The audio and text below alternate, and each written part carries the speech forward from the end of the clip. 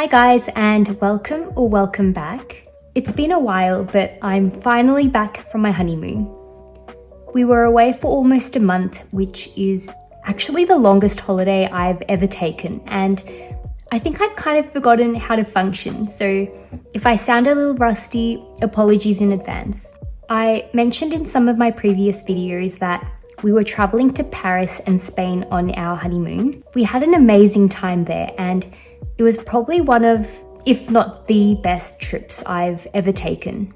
I worked on this travel journal and captured the memories in this notebook to look back on and relive the trip. So in today's video, I wanted to share some tips on how I travel journal and do a flip through of this honeymoon travel journal insert. I don't know if I'm qualified to make this video because I honestly don't travel very often, maybe once a year because of work commitments, but I wanted to share what I personally do and what works for me when it comes to travel journaling. So hopefully this is helpful or at least entertaining to watch. The first tip is to collect and catalogue your ephemera. I'm usually really bad at collecting ephemera, so my junk journals often get forgotten, but when I'm traveling, I make more of an effort to hang on to everything. For example, if you're visiting museums, galleries, or places where you can get brochures or pamphlets, keep those. Maps are another good source of ephemera, and so are things like plane tickets, concert tickets, receipts, wrappers, or any other paper or cardboard items you can get from the places you go. As for the cataloguing part, what I mean by that is if there's a lot of ephemera you end up collecting and it gets a bit confusing or overwhelming to sort through them, try and group some of them together. You can group them by date, location, or theme, and it just makes the journaling part so much easier. What I did on my recent trip was to bring this empty Hobonichi photo album, and it's really slim, so it didn't take up much space, but in each of these sleeves, I popped in all of the ephemera I collected by day. I prefer documenting things chronologically, so I organize my ephemera that way, but I know a lot of people also group them by theme, and I think that's a great idea too. I just didn't have enough ephemera to do that, which is why I prefer to keep things by date. So yeah, tip 1 was all about ephemera. The second tip is to keep a log or record of what you did each day. It doesn't have to be extensive or detailed, even just a few bullet points should be enough because the point of this is to just remember what you did each day. I personally have a goldfish brain and my short-term memory is awful, so if I don't write things down, I tend to forget things.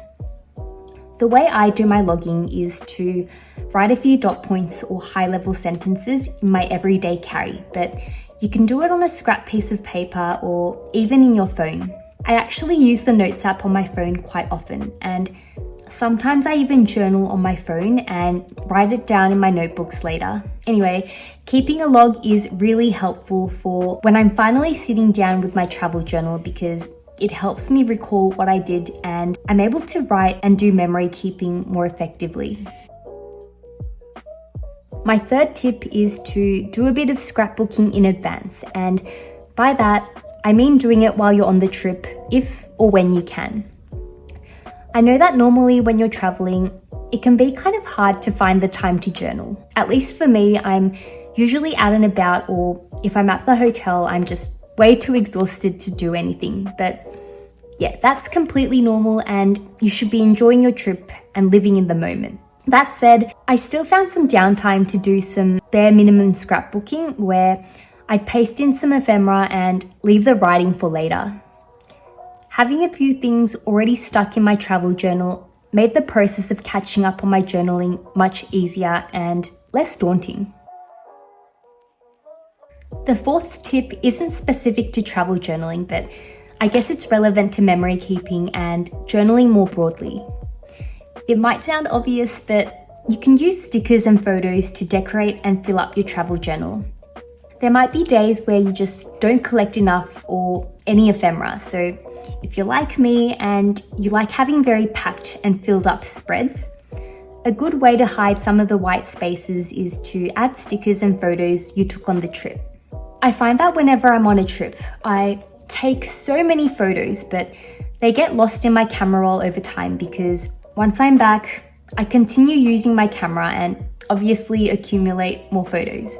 So what I like to do is print off some of my favorite pictures and paste them into my travel journals. That way, I have a visual memory of the trip, and it also kind of acts as a physical photo album. I'm a 90s baby, and when I was younger, my parents took heaps of film photos and we had a lot of physical albums, but I think that's become a lost art form and everything's just so digital now. Even though I don't have physical photo albums anymore, I think it's nice to see a few photos in my travel journals and remember the trip through those. And as for stickers, what can I say? They're just always fun to use and help with decorating a spread. The last tip kind of contradicts to one of my previous tips, but it's to just catch up on your travel journal once you're in the comfort of your own home. As I said, it's completely normal and understandable to be unable to journal during your trip. It's a sign of a good trip, honestly, and if you don't bring your travel journal with you on your travels, that's okay, because you get to relive the trip whilst you're in the process of catching up in your travel journals once you're home.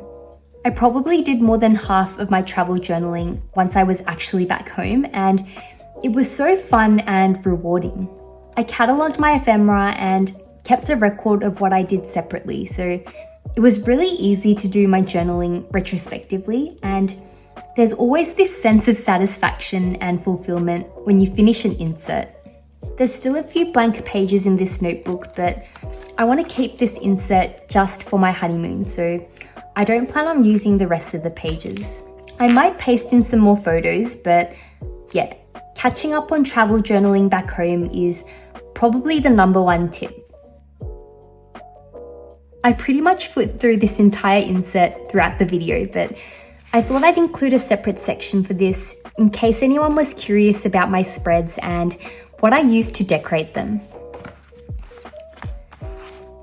On this page, I added my plane ticket and the business card from our hotel, as well as some Paris-themed stickers I bought for the trip. The ephemera at the bottom is actually a cutout of a menu from one of the restaurants we went to, and these are from some paper bags we got at bakeries. I pasted some photos and added these gold stars I had from before, and I think they help with adding some character to the spread. On this spread, I added some more cutouts from another restaurant menu and a business card from a different restaurant. We actually ate so much in Paris and the food was amazing.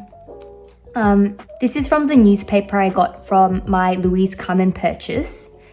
I bought the honoré from their flagship store and it was a really awesome experience customizing my journal in person. I might make a separate video about my experience, but yeah, they also had a stamping station, so I added one of the stamps here and some more photos and stickers. This is probably my least favorite spread of this journal.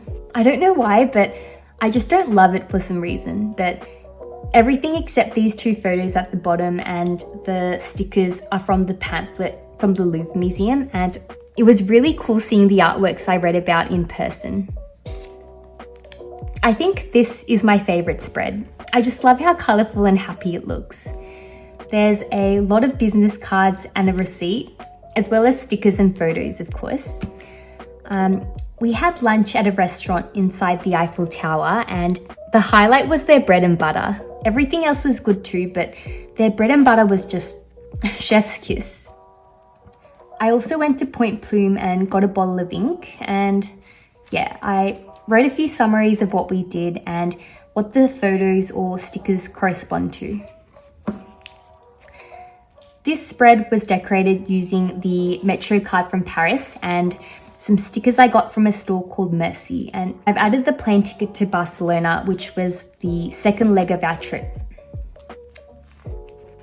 On this spread, I added a map of Barcelona we got from our hotel, and there's also the hotel business card and a cutout of a paper placemat from a restaurant we went to. We had so much paella and sangria during our time in Spain, and the food there was also amazing. This is a sweet note we got from the hotel wishing us a lovely honeymoon. There's a metro map here, and on this side of the spread, I've added some restaurant business cards, and I think this was the paper they had under one of the dishes. On this day, we saw the Sagrada Familia, and I wrote that it was actually incredible, one of the most impressive and breathtaking architecture I've ever seen. We went up one of the towers, and I have a fear of heights, so it was really scary but worth it. There's some more photos and stickers, and yeah. I feel like this video is getting too long, so I'll speed through the rest.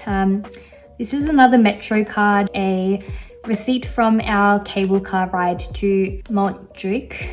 I probably butchered the pronunciation, but I've added our boarding pass to Seville, which was our third leg of the trip. And this is a pamphlet we got from the Alcazar Castle in Seville.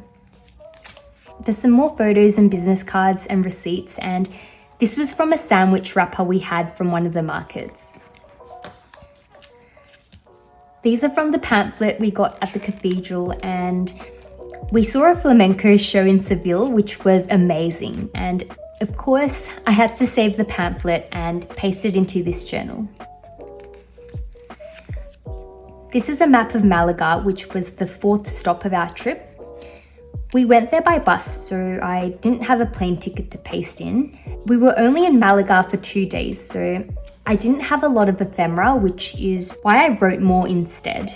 And this last spread is about our day and a half in Paris.